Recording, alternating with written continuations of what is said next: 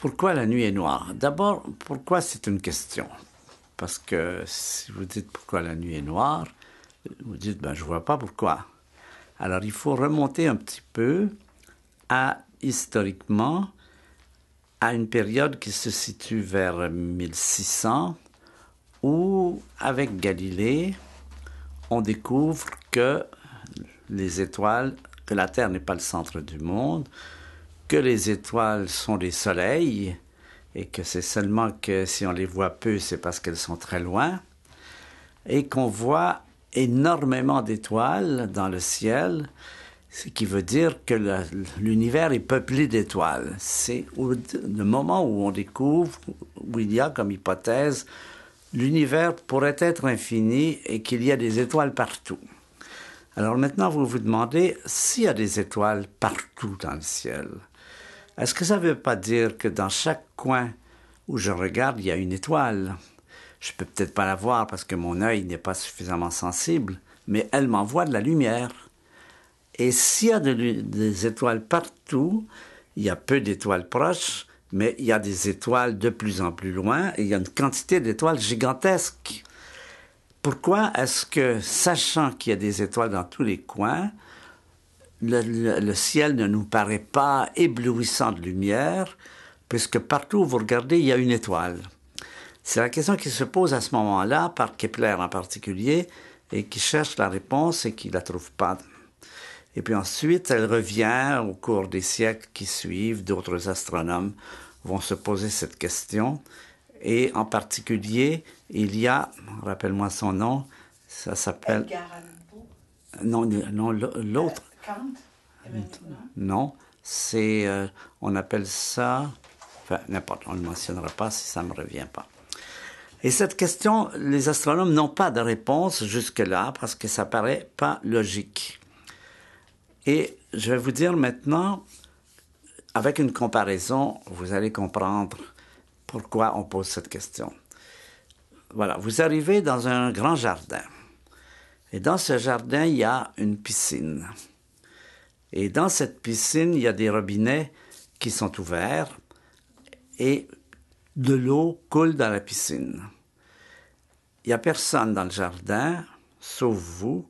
Le robinet est ouvert et la piscine n'est pas pleine. Alors, qu'est-ce que vous allez dire?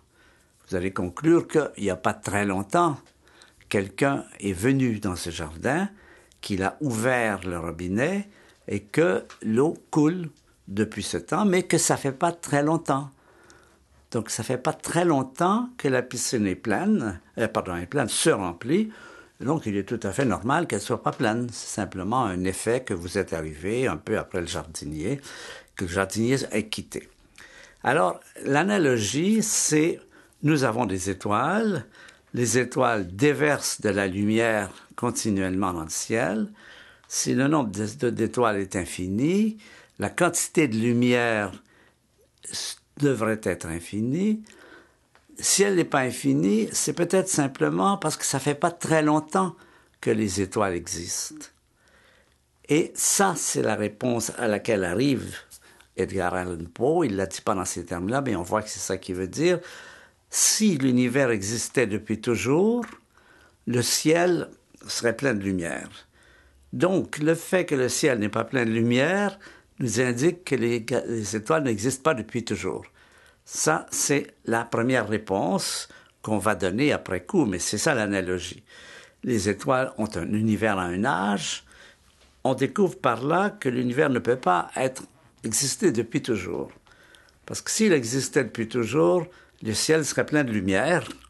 Et puis, s'il est plein de lumière, eh bien, ce n'est pas le cas. Le ciel n'est pas plein de lumière. Ça, c'est la réponse que donne Edgar Allan Poe vers les 1860-70. C'est pas un scientifique, hein, c'est un poète, mais qui écrit beaucoup, qui est très préoccupé par ces questions-là. Mais maintenant, je vais compliquer un petit peu le scénario pour vous expliquer une autre raison pour laquelle le ciel n'est pas éblouissant de lumière. La première, c'est qu'il n'existe pas depuis un temps infini.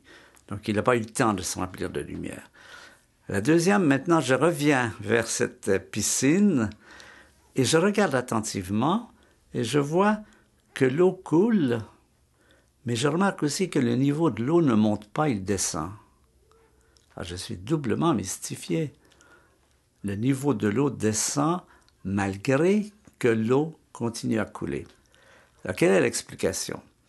Eh bien, c'est que ce réservoir, ce bassin, a un fond coulissant et qu'il descend. Donc, le niveau de l'eau descend aussi. Et ça, c'est la seconde réponse. Non seulement l'univers n'est pas infini, mais il est en expansion.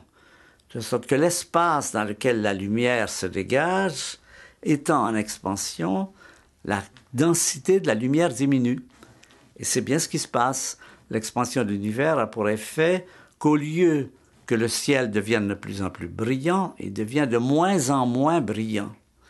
Et ça montre d'une part que l'univers n'a pas toujours existé, et deux, qu'il est en expansion, c'est-à-dire que les volumes d'espace sont en expansion.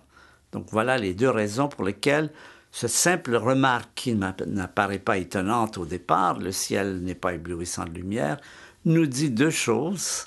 C'est que l'univers n'existe pas depuis toujours et que, là, on ne pourrait pas rester assez longtemps pour observer le ciel, mais qu'au cours des milliards d'années, des millions d'années, le ciel devient de plus en plus noir. Il ne devient pas de plus en plus clair, il devient de plus en plus noir, justement parce que les galaxies s'éloignent.